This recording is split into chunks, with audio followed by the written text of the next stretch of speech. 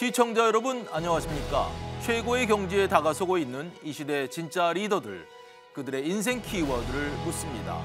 저는 진행을 맡은 김경도입니다. 또 큐, 오늘의 초대 손님은 이분입니다. 전라북도 하면 뭐가 떠오르시나요? 전주 한옥마을을 꼽는 분도 계실 테고 군산의 유명한 빵집이 떠오르는 분도 계실 텐데요. 이분에겐 기회 땅으로 통할 것 같습니다. 김관영 전라북도 지사님 나오셨습니다.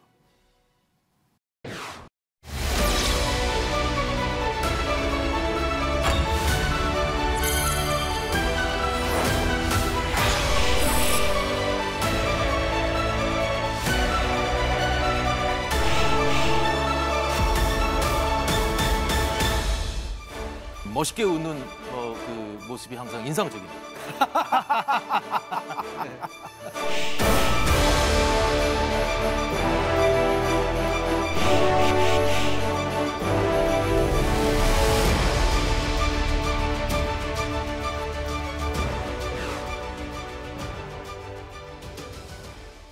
지사님 안녕하십니까? 네, 안녕하십니까? 네, 지사님 하면 항상 환하게 멋있게 웃는 그 모습이 항상 인상적인데 말이죠. 네. 멋있게 한번 웃어봐 주시죠.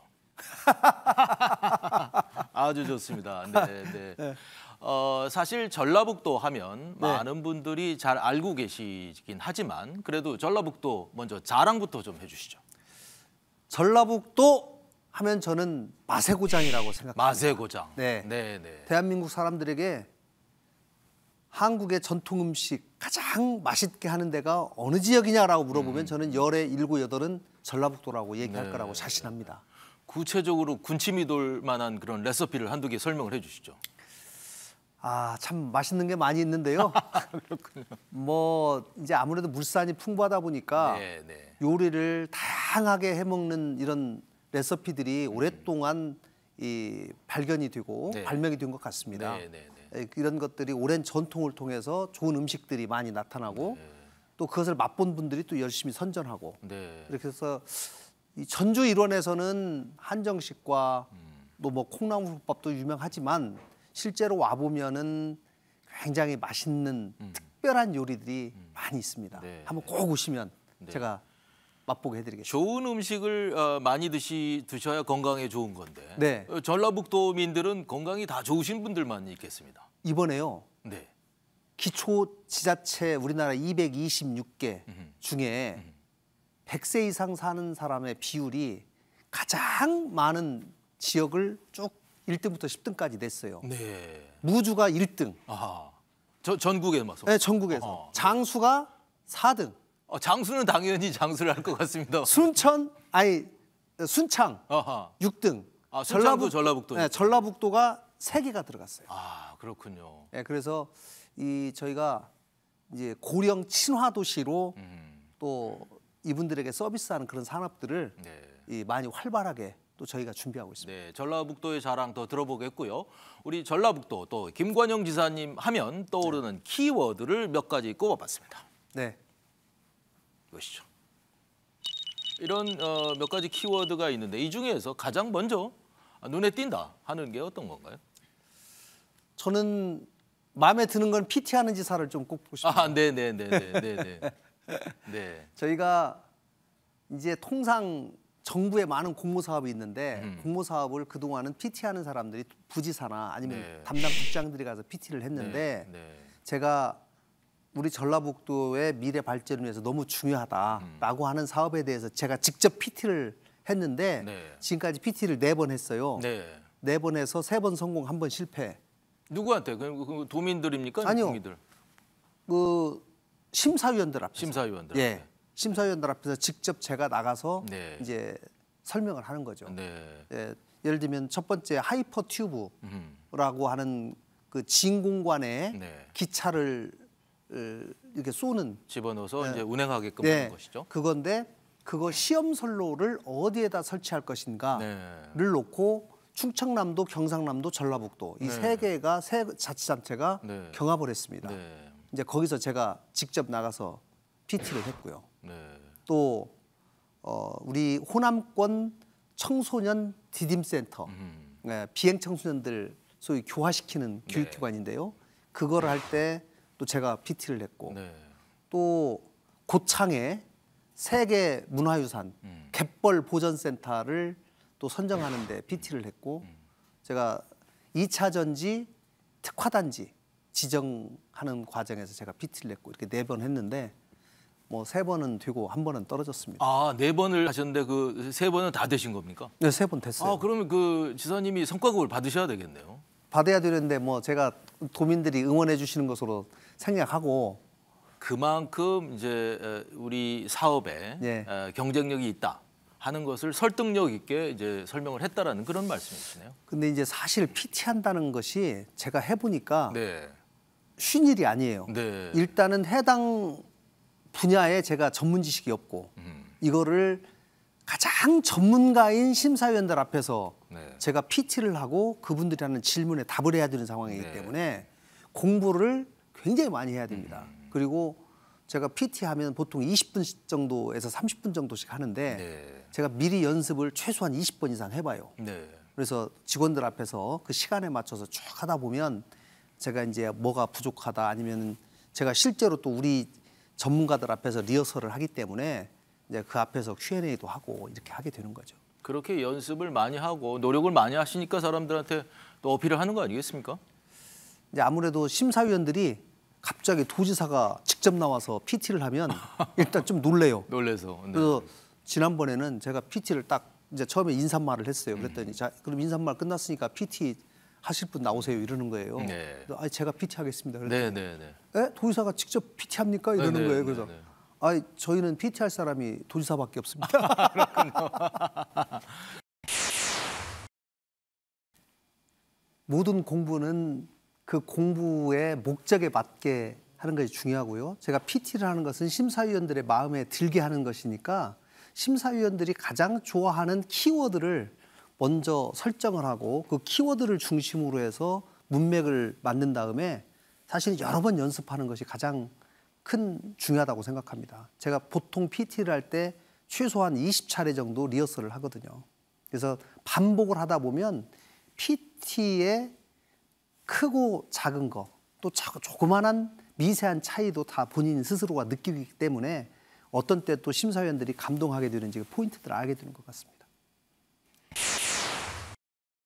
그래서 4건의 PT 중에서 3건을 성공을 시켰습니다. 네, 대단한 건데 말이죠. 그 아까 하이퍼 튜브 말씀하셨는데 그 건도 성공을 한 겁니까? 유치를 하신 겁니까? 했죠. 했는데 그럼 그거는 어떤 이제 앞으로 사업 구조가 어떻게 되는 겁니까? 앞으로 하이퍼 튜브를 최종적으로는 선로를 만들어야 되는 거고 시험 선로 만들기 전에 이제 연구 개발을 해서 그 이동 동체를 만들어야 되지 않겠습니까? 그래서 이거를 이제 R&D를 해야 돼요. 그래서 이걸 지금 국토부하고 과기부하고 같이 연합해 가지고 이제 이거를 정식으로 R&D 사업하는 것으로 지금 추진 중에 있습니다. 그럼 그 이제 R&D 사업을 추진해서 그 하이퍼 튜브를 설치하는 단계까지 가는 건가요? 그렇죠. 최종적으로. 그리고 뭐 가장 많게는 이제 상용화를 앞두고 미리 새만금 지역에 12km짜리 선로를 건설하는 사업이거든요.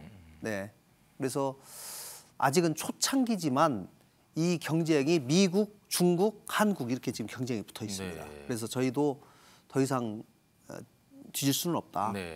조금 속도감 있게 해야 될 필요 있다고 생각합니다. 우리나라는 이미 이제 고속철도도 있고 예를 들면 이모빌리티라 그래서 여러 가지 이제 새로운 그 이동 수단이 개발이 되고 있습니다. 그런 곳과 비교해서 이 하이퍼 튜브는 어떤 그 차이가 있고 경쟁력이 있는 것입니까? 워낙 그 속도가 높기 때문에 이게 시속 1,200km까지 구현을 목표로 하고 1,200km. 1,200km. 그래서 서울에서 부산까지 25분이에요. 25분. 그런데 이제 이미 고속철도가 설립되어 있는 곳은 아마도 이것이 그걸 대체 과연 할 수 있을 것이냐라고 하는 것에 조금 의문이 있어요. 그런데 예를 들면 우리나라에서 이게 북경, 블라디보스톡 계산해 보니까요. 북경까지 1시간 반, 블라디보스톡까지 또 1시간 40분이면 가는 거예요. 그래서 좀 더 먼 미래를 본다면 우리도 충분히 좀 개발을 해서 해야 되지 않냐, 준비해야 되지 않냐 이런 차원에서 네. 국토부에서 네. 이 개발의 필요성을 생각해서 공모를 한 거죠. 그럼 하이퍼 튜브의 개발에 네. 이제 원조격인 그런 역할을 하게 되는 맞습니다. 셈이군요. 네, 네. 네. 아주 뭐 기대가 됩니다. 1,200km를 1시간에 이게 달릴 수 있다. 꼭 좀 그런 시대가 왔으면 좋겠습니다. 네, 네, 네. 그리고 전북도는 또 다른 중요한 사업, 네. 우리가 잘 먹고 잘 살기 위해서 어떤 사업을 또 구상하고 계시는 건가요? 전북은 전통적으로 대한민국의 식량을 공급하는 곡창지대입니다. 네. 호남 평야를 중심으로. 네. 그래서 과거에 이순신 장군도 양무, 호남, 시무국가 그것이 결국은 식량의 공급 단지로서의 중요성을 말씀하신 건데 그동안 식량 공급의 주도를 하다 보니까 농업 위주의 이 산업 구조가 되어 있어서 산업화에 상당히 뒤져 있었던 네. 것도 사실이죠. 네. 그래서 이제 최근에 저희가 집중적으로 관심을 갖는 것은 2차 전지 사업. 그래서 최근에 특화단지로 새만금 지역이 지정되면서 네. 최근 1년 동안 약 8조 원 정도의 투자 협약을 2차 전지 기업으로부터 받았습니다. 네. 그래서 2차 전지 기업들이 속속 들어오고 있기 때문에 이거를 앞으로 크게 발전시켜야 되겠다는 것이고 또 하나는 농생명 산업이 이제는 과거 1차 산업에만 머무르지 않고 가공, 유통까지 식품까지 가면서 6차 산업으로서 역할을 하기 때문에 국민 소득이 높아지면서 건강식품에 대한 관심이 높아지고 있기 때문에 이 점을 우리의 장점으로 삼자. 네. 그래서 농생명 바이오 산업을 전라북도에서 특화시켜서 집중적으로 육성을 해보자. 라고 해서 저희가 농생명 산업 특화단지도 이번에 지정을 신청을 하려고 생각하고 있습니다. 아, 그렇군요. 네. 그리고 문화관광 네. 쪽도 K컬처의 본류를 따라가 보면 네. 결국 K컬처라는 게 의식주에서 다 나오는 거 아니겠습니까? 근데 한식, 한옥, 한복 이 세 가지가 가장 잘 보존되어 있는 곳이 전라북도고 또 실제로 이것을 활용한 많은 한지, 판소리, 국악 등등 많은 한국의 고유 전통 문화를 가장 잘 보존되고 있는 곳이 전라북도이기 때문에 이것을 어떻게 산업화시키고 관광산업과 연결시킬 것인가. 이래서 이 문화, 관광, 융합 단지를 저희가 지정하고 네. 또 K-팝 국제학교도 좀 유치를 해서 네. 외국인들 중에 중고등학교 과정에서 K-팝을 전문적으로 배우고 싶어하는 학생들을 중고등학교 단계에서부터 유치를 해서 교육을 시키는 K-팝 국제학교를 이번에 특별자치도 출범을 계기로 해서 네. 저희가 유치하려고 생각합니다. 이 모든 계획의 중심이 사실은 새만금의 활용에 있다는 생각이 조금 드는데요. 그러면 새만금을 지금 아까 2차 전지 산업과 포함해서 K-팝 어떻게 좀 활용을 하실 계획이십니까? 새만금은 크게 4가지 지구로 나눠집니다. 네. 하나는 농생명지구. 과거에는 농생명지구의 비중이 70%였다면 그 뒤로 계획이 바뀌어서 현재는 전체 개발 면적의 약 30%를 차지하고 있습니다. 여기에 현재는 3천만 평 정도의 농생명 용지가 있기 때문에 여기에 대규모 스마트팜이나 또 우리나라의 강점이 있는 그런 산업들을 해보려고 그러고요.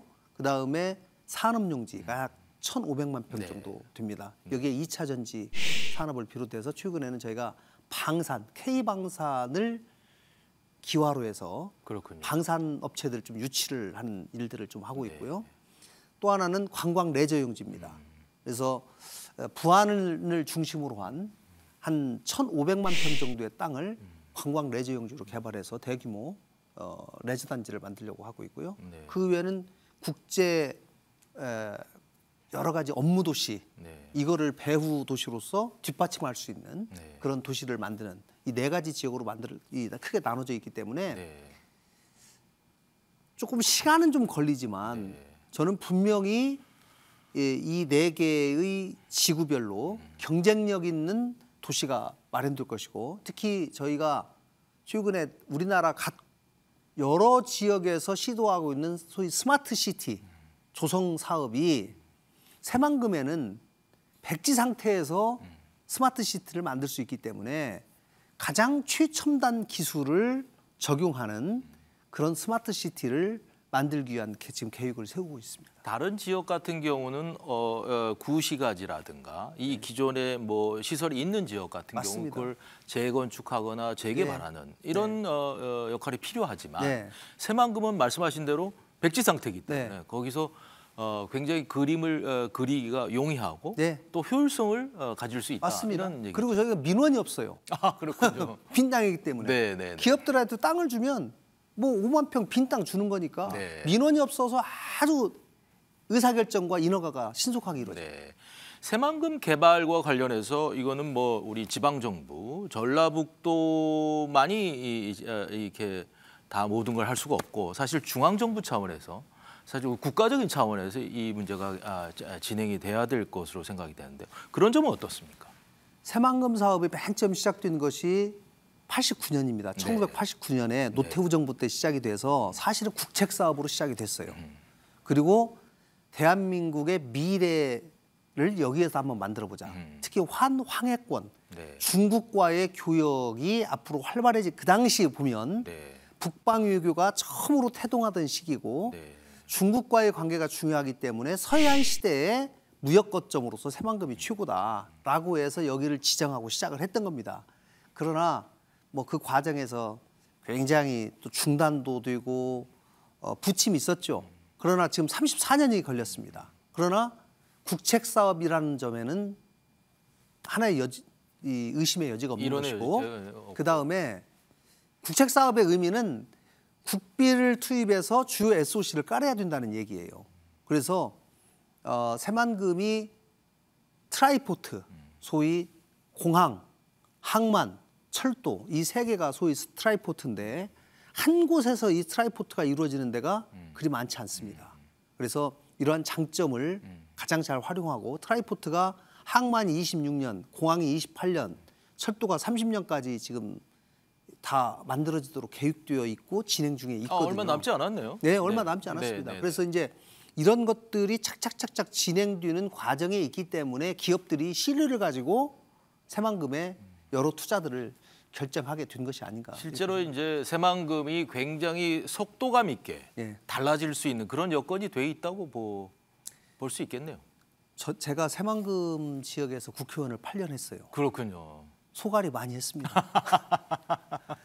선거 때가 되면 제가 4년 동안 이렇게 발전시켰습니다. 했는데 솔직히 저의 계획만큼 잘 안 돼요. 그러면 저도 비난을 받지요.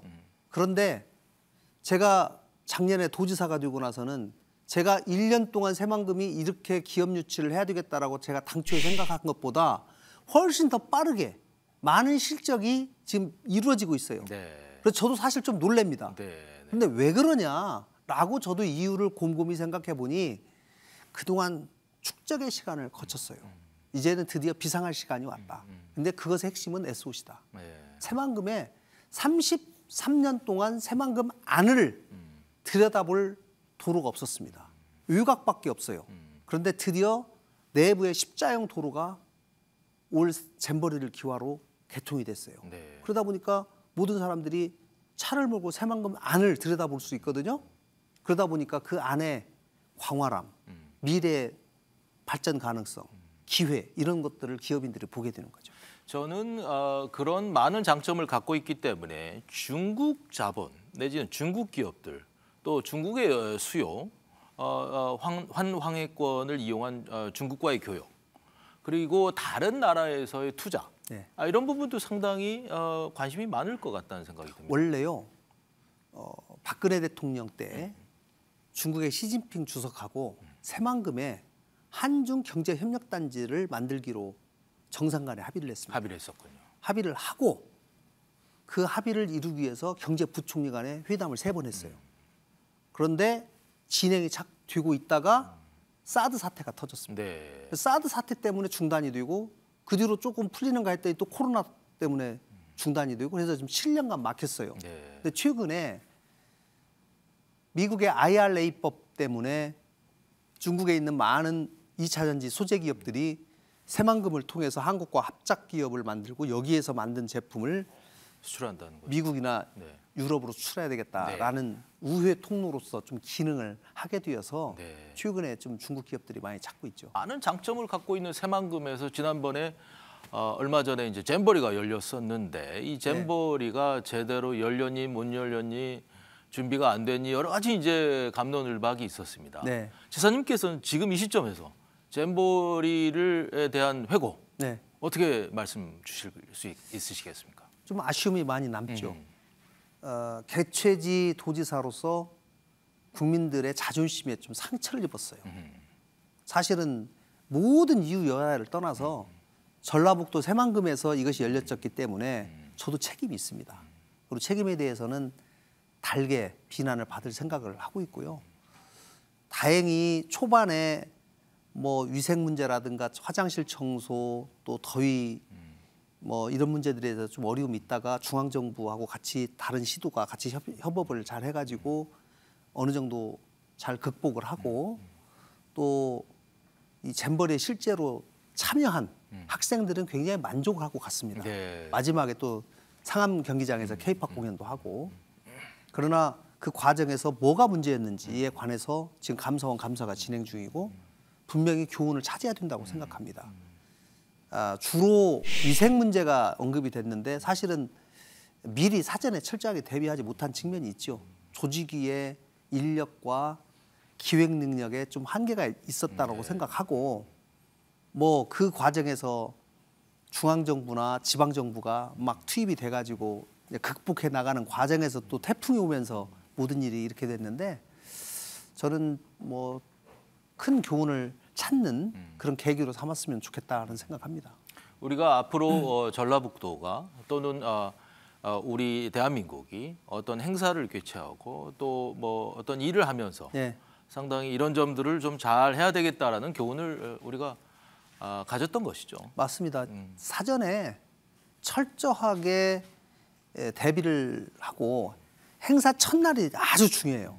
왜냐하면 과거의 잼버리는 야영 행사다라고 하는 인식이 있었기 때문에 네. 첫날이나 둘째 날 좀 불편하더라도 참고 네. 가면서 안정된다. 이런 인식이 있었어요. 근데 지금은 첫날 불편하면 바로 그 불편한 것이 언론에 금방 바로 보도가 됩니다. 네. 예. 제가 SNS 얘기를 좀 했어요. 네. 제가 SNS를 얘기한 이유는 첫날부터 불편함이 바로 SNS를 통해서 외부로 바로 공개가 되기 때문에 네. 첫날부터 준비를 철저히 해야 된다는 거예요. 미리미리. 예. 그래서 지금은 버퍼가 없다. 예. 미리 사전에 준비를 철저하게 해서 첫날이 가장 중요하다라는 얘기를 제가 꼭 드리고 싶습니다. 저는 이런 생각도 합니다. 우리가 이제 기왕에 이 문제가 뭐 여러 가지 잘못도 있고 했지만 앞으로 그 우리 잼버리를 통해서 오신 분들이 규모가 얼마나 됐어요? 이번에 4만 3천 명. 4만 3천 명의 이제 학생들, 잼버리 대원들에게 1년이 지난 시점에 전라북도가 편지를 하나 보내가지고 네. 어게인, 잼버리 어게인. 네. 그래서 다시 한번 우리한테 방문을 해주면 더 멋있는 우리가 준비를 해서 더 해주겠다.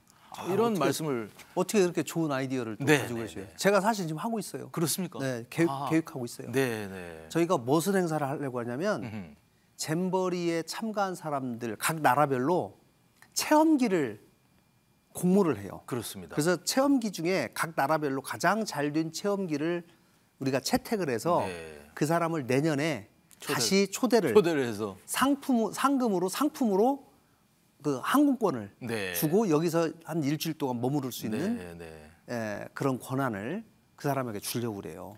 사실은 잼버리에 참여하신 많은 대원분들이 지금 아까도 말씀하셨지만 그 일대의 아름다운 모습들 그리고 또 여러 가지 체험할 수 있는 좋은 한식이나 먹거리들 그리고 그런 문화들을 더 체험하고 싶은 그런 분들도 많을 거란 말이죠. 잼버리의 영내에 3만 5천 명의 참가 대원들이 야영을 했고요. 네. 3만 5천 명을 돕는 사람이 8천 명입니다. 네. 합쳐서 4만 3천 명인데 그렇죠. 네. 하루에 3만 5천 명이 여러 가지 프로그램 활동을 하는데 3만 5천 명 중에 1만 2천 명은 밖으로 나갔어요. 네. 우리 14개 시군으로 흩어져서 각 시군의 아름다운 광경, 예를 들면 선운사 템플스테이, 금산사 템플스테이, 또 어디 변산에 가서 또 직소포포에 가서 물놀이 이런 식으로 하루에 12,000명이 밖에 나가서 전라북도의 아름다운 자연 환경을 느낄 수 있게 했는데 거기에 나갔다 온 사람들은 너무 만족도가 높아요. 그래서 다행히 35,000명 중에 마지막에 태풍 때문에 퇴소하기 전까지 네. 모든 사람이 하루 내지는 이틀을 밖에 나가는 체험 활동을 다 했어요. 그래서 다행히 전라북도를 한 번씩은 다 체험하게 됐다라는 것인데 저희가 그 밖에 나가는 영유해 프로그램을 준비하면서 자원봉사, 의료인력, 경찰, 소방 이렇게 세트로 해가지고 그 사람들을 맞이할 준비를 하면서 그런 행사들을 준비했는데 실제로 그 현장에서 있었던 많은 참가 대원들의 생생한 활동 모습을 저희가 한국 사진작가 협회하고 협동으로 그걸 다 전부 사진을 찍어서 담았는데 네. 얼마 전에 국회에서 사진전을 했어요. 네. 그런데 정말 인기가 좋고 그 사람들이 얼마나 즐거워하고 활기차게 활동하는지를 또 사진으로 볼 수 있어서 네. 참 감회가 새로웠습니다. 제가 잼버리 첫날 개영 때부터 마지막 퇴영 때까지 현장에서 텐트를 치고 매일 그 사람들과 같이 자면서 밥도 같이 먹고 했습니다. 그리고 그 잼버리에 참가한 학생들이 어떻게 생활하는지를 제가 옆에서 다 봤죠. 그렇기 때문에 저는 아쉬움이 더 커요. 그 사람들이 얼마나 즐거워하고 이 잼버리를 기뻐하고 자기의 새로운 경험으로 받아들이는 노력이 큰지를 저는 옆에서 다 봤기 때문에 이런 것들이 제대로 보도가 안 되고 좀 안 좋은 이런 사례들만 자꾸 보도가 되면서 또 증폭이 되고 이런 것들이 참 많이 아쉬웠는데 잼버리의 가장 큰 좀 애로라고 할까요? 뭐냐면 이 잼버리를 직접 야영하는 사람들에 대한 취재가 불허가 돼요. 왜냐하면 스카우트들의 자기들의 야영이다. 이러기 때문에 야영하는 기간에는 취재를 못합니다. 이렇게 돼 있어요. 그리고 안 좋은 것은 SNS를 통해서 밖으로 나가요. 그러다 보니까 약간 이 비대칭 이런 것들이 좀 있어서 그게 저로서는 상당히 좀 아쉬웠습니다. 아까 처음에 말씀하셨듯이 전라북도의 많은 도시나 고장들이 오래 사는 장수의 마을이다. 네. 이런 점만 그분들이 다 들었어도 네. 굉장히 그 호기심도 있고 어떻게 그 장수가 되는지 예. 여러 가지 그걸 보고 싶어서 예. 많이 궁금해했을 것 같습니다. 예. 저는. 네. 이 이제 해외에 있는 사람들은 이 최근에 K컬처라는 전 세계적인 트렌드 때문에 그렇습니다. 정말 한국에 와보고 싶어하는 사람이 많았어요. 많죠. 네. 그리고 한국에 있는 여러 문화를 체험하는 것만으로도 굉장히 만족해하고 즐거워하고 있었습니다. 이제 다만 저희가 각 지역, 특히 동부 산악권지대가 해발 300m에서 400m의 주민들이 주로 살아요. 네. 300m, 400m 정도 살 때 그 사람들이 살기 이 환경이 가장 좋다고 그래요. 네. 장수하기가 네. 좋다. 그래서 그리고 거기에 최근에는 고랭지 채소라든가 가장 건강에 좋은 식재료들을 생산하는 그런 스마트팜들이 많이 들어가 있습니다. 네. 그래서 아마도 그런 것들이 이 뒷받침이 되고 또 이 좋은 공기를 마시고 또 의료 서비스를 받고 이것이 아마 장수로 연결되지 않는가 싶은데 저희가 이제 이런 장수 마을이라고 하는 것을 좀 더 선전을 하고 제가 작년에 미국에 가서 미국 교포들을 만나 보니까요. 네. 미국 교포들이 제발 한국에 교포들을 위한 집단 거주 시설을 좀 만들어줘라. 네. 그러면 미국과 한국을 6개월씩 왔다 갔다 하겠다. 네. 그리고 한국에 그 사람들이 예를 들면 200명, 300명 집단으로 모여 있으면 자기들이 문화도 비슷하고 네. 생각이 비슷하기 때문에 네. 그런 거주 시설이 생기면 분명히 아마 완판될 것이다. 저한테 얘기를 해요. 네. 그래서 제가 우리 장수 마을을 책임지고 있는 군수님들한테 네. 이런 제안이 있는데 한번 해보실랍니까? 네. 그랬더니 저희 순창 군수님이 그거 내가 먼저 해보겠습니다. 네. 네. 네. 지금 순창군에 지금 이민자들 와가지고 살 수 있는 네. 그런 은퇴자 마을을 지금 만들려고 하고 있습니다. 저는 이 고령화 시대 여러 은퇴자분들 또 고령 이 인구들 이런 분들을 잘 살 수 있도록 그런 시설들을 많이 만들 필요가 있다고 생각합니다. 그분들에게 가장 중요한 것은 두 가지라고 봅니다. 하나는 적절한 의료 시설과 건강 프로그램이고요. 그렇습니다. 네. 또 하나는 가장 더 좋게는 적절한 수입이 보장될 수 있는 적절한 일거리. 그래서 저희가 스마트팜을 만들고 거기 가서 하루에 몇 시간씩 일하면 그분들에게 그래도 수입을 어느 정도 조금씩 드릴 수 있는 그런 시스템을 만드는 것이 좋겠다. 나이가 65세, 70세 정도 되는 분들이 요즘 건강하시고 하루에 3시간, 4시간 정도 노동하는 것이 그분 건강에도 더 좋아요. 네. 그래서 그런 시스템으로를 만들어서 좀 지속 가능한 은퇴자 마을을 만드는 것. 이것이 상당히 지방의 인구 소멸 위기를 극복하는 데 대단히 중요하다 이렇게 생각합니다. 네. 지사님과 말씀을 들어보니까 역시 PT를 잘하시는 지사님이다 이런 생각이 듭니다. 일타 강사 좀 냄새 납니까? 포인트를 잘 잡으시는 그런 느낌이 드네요. 아까 많은 기업들이 네. 또 전라북도에 관심을 갖고 투자를 할 생각도 있고 그런 것 같습니다만은 전라북도는 뭐 그런 기업들한테 어떤 또 혜택을 주고 어떤 제가 도지사 처음에 출마할 때 네. 전라북도에 소위 대기업 또 양질의 일자리가 상당히 부족하기 때문에 네. 청년들이 많이 떠나요. 그래서 제가 대기업 계열사 5개를 꼭 유치하겠습니다. 네. 임기 내에 네. 이렇게 공약을 했어요. 네. 도지사 되고 나서 대기업 임원들 만나서 전라북도로 꼭 한번 공장 하나 쳐주십시오라고 얘기하면 그분이 아이고 그렇지 않아도 내가 전라북도 가려고 기다리고 있었습니다라고 하는 사람이 있겠습니까? 네, 네, 하나도 네. 없죠. 네, 네, 네. 왜 내가 전라북도로 가면 도움이 되는지를 설명해 보시오. 제가 거기에 대한 답을 찾는 지금까지 과정이었다고 생각합니다. 네, 네. 하나하나 우리가 할 수 있는 것부터 그분들의 니드를 맞춰줄 수 있는 기업 프렌들리한 행정을 해보자. 그래서 제가 맨 처음 한 것은 전라북도 도청에 있는 공무원 500명과 전라북도 내에 있는 기업 500개를 하나씩 다 연결을 해서 기업 애로 해소 지원단을 만들었어요. 네. 여기에서 자기가 담당하고 있는 기업에게 일주일에 한 번씩 전화하고 한 달에 한 번 찾아가자.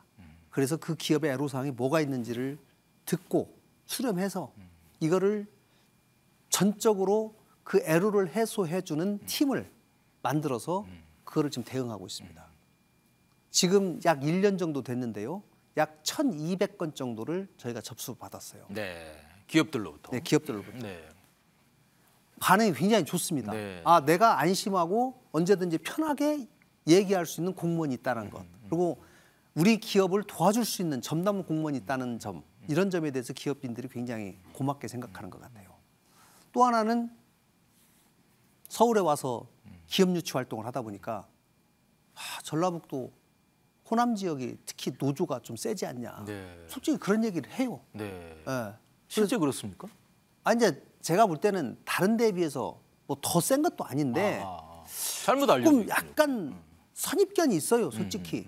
그래서 제가 어쨌거나 그거를 또 해소해 주는 것이 중요하기 때문에 서울에서는 지금 노사정 협의회가 실제로 가동이 안 되고 있지 않습니까? 네. 그래서 제가 우리 전라북도에서 한국노총, 민주노총 같이 수개월 동안 논의를 해서 네. 자, 우리 전라북도에 기업을 하나라도 더 들어오게 하는데 이런 노사정 상생 협력 선언이 중요하니 여기에 같이 힘을 모읍시다. 이렇게 해서 저희가 한국노총하고는 협약을 맺었습니다. 네.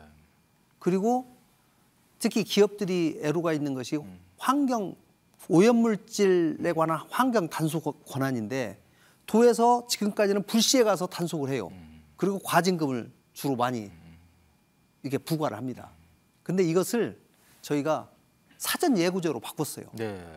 자, 한 달 뒤에 며칠 날 갈 테니까 그때까지 이렇게 고쳐놓으십시오. 우리가 기준은 이런 것을 체크합니다. 라고 미리 예고를 해요. 그러면 기업이 거기에 맞춰서 좀 수정할 수 있는 기회가 있지 않습니까? 근데 기업들이 굉장히 거기에 대해서 고마워하고 네. 세무조사도 지방세에 관한 세무조사 권한이 도지사에게 있는데 네. 이것도 제가 1년에 세무조사 대상 회사들을 전부 다 정한 다음에 자, 선생님 회사가 올해 세무조사 대상이 됐습니다. 1월부터 12월까지 중에 회사에서 가장 편한 시기를 말씀해 주시면 저희가 그때 가겠습니다. 이렇게 서로 조정을 해서 저희가 세무조사를 갑니다. 안 와주시는 게 더 나을 것 같아요. 그럼 뭐 가장 최선이겠지만 그러나 뭐 저희는 또 몇 년에 한 번씩은 또 해야 되는 거니까. 네네네. 그러나 회사에게 대응할 수 있는 기회를 주고 이렇게 서로 협조 관계가 되면 서로 신뢰가 쌓이지 않습니까? 실제 애로사항을 많이 풀고 기업 입장에서 바라본다는 그런 점에서 상당히 좋지만은 또 기업 입장에서는 실질적인 금전 혜택이 있는 걸 또 좋아하지 않겠습니까? 뭐 세금을 깎아준다거나 뭐 이런 부분은 어떻습니까? 저희 새만금에 과거 10년 동안 1년에 1조 원 정도씩 투자가 이루어졌어요. 네.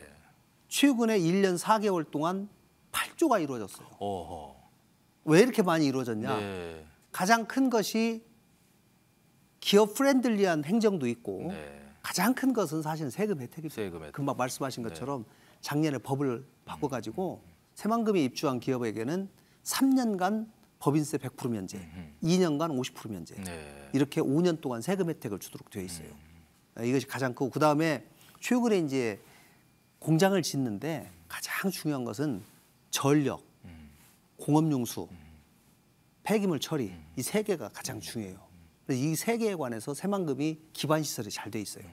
그래서 기업 유치해서 언제까지 기업 가동한다 그럼 거기에 맞춰서 이 세 개에 공급하는 거를 아주 차질없게 저희가 그동안 계속 해왔고 네. 또 앞으로 하겠다는 계획들을 계속 발표를 했기 때문에 그 부분에 관해서는 기업들한테 신뢰가 있는 것 같습니다. 내년에는 8조가 아니라 뭐 그것의 2배 투자 자금이 올 수도 있겠군요. 땅이 없어요. 그렇군요. 이제 땅이 없군요. 땅이 없어서 네. 지금 새로 메꾸는데 새로 매립을 해요. 네. 새로 매립하는데 매립이 마치는 때가 내년 12월이기 때문에 네. 지금부터 내년 12월까지는 솔직히 기업 유치를 못 해요. 아하. 너무 아쉬워요. 아하. 과거에 200만 평을 해놨는데 이게 잘 분양이 안 되니까 추가 분양을 서두르질 않았어요. 네. 그런데 최근에 너무 갑자기 미분양된 땅이 다 나가버려가지고 이제 저도 요즘 전화를 많이 받습니다. 땅 좀 달라고. 오히려 입장이 좀 바뀌었군요. 네, 땅이 없어요. 그럼 제가 아유 사장님 죄송합니다. 1년만 기다려 주십시오. 1년 뒤에 다시 땅이 나옵니다. 지금 이렇게 설득하고 있죠. 네. 새만금이 굉장히 잼버리가 있었던 현장은 관광 레저 용지로 앞으로 바뀔 예정입니다. 앞으로 새만금이 어떻게 바뀔지에 관해서 저는 전북의 문제가 아니고 대한민국의 미래가 달려 있다고 저는 생각을 합니다. 이 정도의 많은 땅을 가지고 어떻게 활용하냐에 따라서 대한민국의 경쟁력에 크게 도움이 될 수도 있는 기회다라고 생각하기 때문에 새만금이 가지고 있는 미래의 잠재력 이것을 우리 국민 모두가 좀 주목하고 같이 마음을 조금 모아줬으면 정말 좋겠다 이런 마음을 갖고 있고요. 이 TV를 보고 있는 시청자 여러분들 중에 혹여라도 기업에 관계가 있으신 분들은 꼭 새만금을 한번 직접 오셔서 새만금 내부를 직접 차로 한번 달려보시면 아, 새만금이 어떻게 기회의 땅인지를 직접 눈으로 확인하고 몸으로 느끼실 수 있다고 생각합니다. 그리고 지금 가장 마지막 땅이 되어 있는 장자도의 대장봉에 가서 고군산 군도의 이 열정과 정기를 한번 느껴보셨으면 참 좋겠습니다. 아주 새만금의 미래가 여러 가지 상당히 기대가 되는 부분이라고 생각을 합니다. 우리 전라북도가 내년부터 특별자치도가 네. 된다고 합니다. 그것은, 네. 그것은 어떤 의미가 있는 건가요? 왜 특별자치도를? 대한민국에서 특별자치도를 하는 데가 네 군데가 있어요. 네네네. 제주도, 세종특별시, 강원도, 전북. 전라북도. 이렇게 전북이 네 번째로 이번에 네, 돼서 네, 네. 내년 1월 18일부터 네, 네. 바뀝니다. 제주도는 국제 관광 도시로 17년 전부터 바뀌어서 뭐 외국인 투자도 받고 관광 이런 쪽을 많이 했죠. 세종은 행정복합 도시로 주로 컨셉을 잡고 있고, 근데 나머지 이 두 개는 나라에서 중앙정부에서 니네 특별자치시 해 이렇게 해서 된 거예요. 아, 이쪽에서 원해서 되는 게? 네, 아니고. 네. 네네네. 그런데 강원도하고 전라북도는 우리가 좀 해야 되겠습니다. 왜? 가장 사실 낙후됐어요. 아, 그리고 그 도 안에 광역시가 없어요.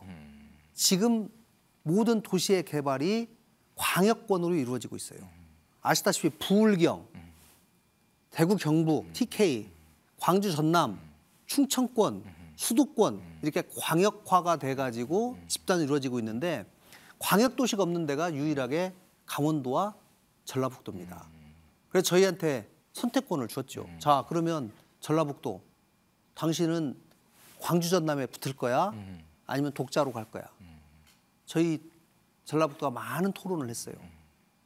그러나 우리는 독자적으로 한번 해보는 게 더 좋겠다. 그래서 그 전북특별자치도로 출범이 됐고, 그럼 전북특별자치도가 뭐가 특별하게 되냐? 네네. 저는 대한민국에서 꼭 해야 되는 정책, 미래를 위해서, 대한민국의 미래 세대를 위해서 꼭 해야 되는 정책임에도 불구하고 다양한 이해관계 때문에 정부가 바로 하지 못하는 정책들이 많이 있습니다. 이런 것들을 우리 전북에서 테스트 베드를 하자. 그래서 먼저 전북 180만에서 먼저 한번 해보고 네. 여기서 효과가 있는지 없는지 3년간만 테스트를 한번 해보자. 네. 그리고 효과가 좋으면 전국을 확산시키자. 이렇게 각 부처들을 저희가 지금 설득시켜서 이 일에 집중하고 있어요. 그래서 저희는 크게 4개 특구를 만들려고 그러는데요. 대한민국의 농지 전용 허가를 하는 것이 다 농림부 장관이 권한을 갖고 있거든요. 새만금에 저희가 3천만 평 농생명지구를 개발하는 것도 농림부 장관이 가지고 있어요. 그래서 제가 이거를 자, 새만금은 최종적으로 전라북도 땅으로 되는데 우리가 어디에 어떤 농작물을 심고 어떻게 경쟁력을 갖고 하는 것을 도지사가 잘 아니 이거를 좀 저희에게 권한을 주십시오. 그래서 농생명 산업지구로 존을 특별 특구를 만들고 이 특구 내에서의 권한은 도지사가 좀 행사할 수 있도록 해주십시오. 이렇게 농림부 장관으로부터 권한을 내려오는 이거를 지금 이번에 개정안으로 지금 국회에서 만약에 이제 올 12월 안에 통과되면 이제 내년부터 시행이 되는 거죠. 이렇게 저희가 크게 4개의 특구를 만드는데 하나는 농생명 산업 특구, 문화관광 특구, 또 하나는 산악관광 특구, 또 고령 친화 산업 특구 이렇게 4개의 특구를 만들어요. 산악관광 특구 같은 경우는 산에다가 예를 들면 케이블카를 놓고 싶다. 최근에는 노인 인구가 많아가지고요. 노인들이 나이 70 넘으면 산에 정말 가고 싶은데 걷기가 힘들지 않습니까? 그렇습니다. 야, 제발 케이블카 좀 놔라. 나도 좀 산 좀 가보자. 그런데 그동안 사실 환경영향 평가에서 다 막혀요. 이 권한을 산림청과 환경부가 그동안 갖고 있었는데 이거에 대한 권한을 도지사가 좀 가지고 와서 우리 지역에서 개발과 보존에 가장 균형을 이루는 방향으로 이걸 한번 해봅시다. 라고 해서 우리가 산악관광 특구를 만들면 그 특구 내에서의 환경영향 평가에 관한 권한을 도지사가 가지고 오게 되는 거예요. 네. 그렇다면 말씀을 들어보니까 도지사님 권한이 다른 지역보다 훨씬 강한 그 결과가 되는 건데요. 뭐 훨씬 강한 건 아니고요. 몇 개의 분야에서 우리가 꼭 해야 될 것들에 관해서 저희가 시범적으로 한번 제가 받아서 해볼 테니 행정이 효율적으로 잘 될 수 잘 되고 나면 제가 다른 도에도 다 할 수 있도록 제가 다 선전하려고 합니다. 그럼 모든 과정들이 내년 1월 1일부터 가능하게 되는 겁니까? 네, 1월 1일에 되면 이제 특구 만들고 뭐 하는데 시간은 좀 걸리겠죠. 그러나 특별자치도가 출범을 하기 때문에 구체적인 특례는 올해 지금 개정 중에 있고요. 100%는 아니지만 분명히 지방 소멸 위기를 가장 효과적으로 극복하기 위한 지자체들의 다양한 노력이 있는데요. 전라북도는 그것을 전북특별자치도로 한번 극복해 보겠다라고 한 것이고 저희가 대한민국 미래 첨단 기술과 정책의 테스트베드가 되겠다라고 자처했기 때문에 이러한 테스트베드가 성공적으로 되면 이것을 통해서 소멸 위기에 상당히 도움이 될 것이라고 저는 생각합니다.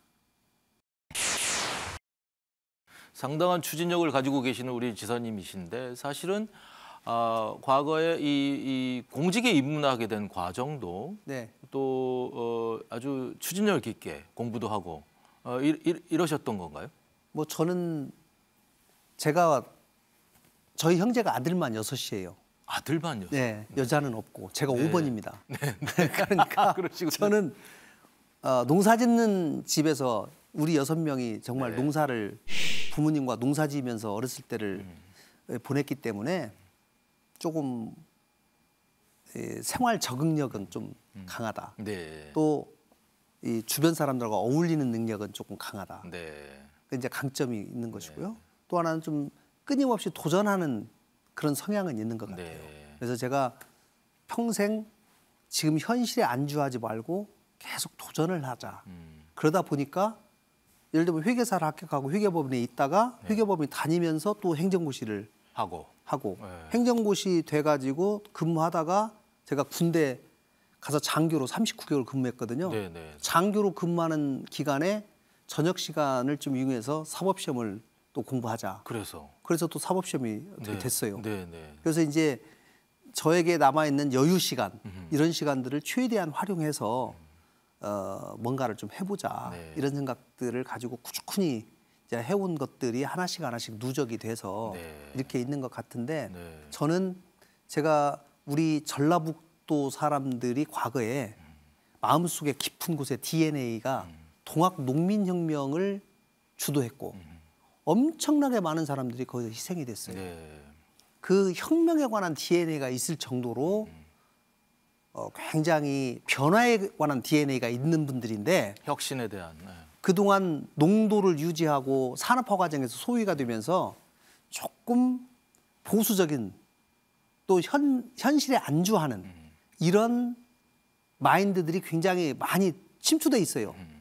그리고 다른 지역에 비해서 우리가 낙후됐다라고 하는 의식들이 상당히 있는데 이거를 뛰어넘는 자신감, 이거는 도전과 성공 스토리가 자꾸 생기면서 축적되지 않으면 안 되거든요. 그래서 저는 1%의 가능성만 있어도 도전하자. 올해 우리 전북 도정의 목표가 도전 경성입니다. 유지경성이라는 말씀은 아시잖아요. 네, 네, 네. 뜻을 세워서 이루기 위해서 열심히 노력하면 마침내 이룬다.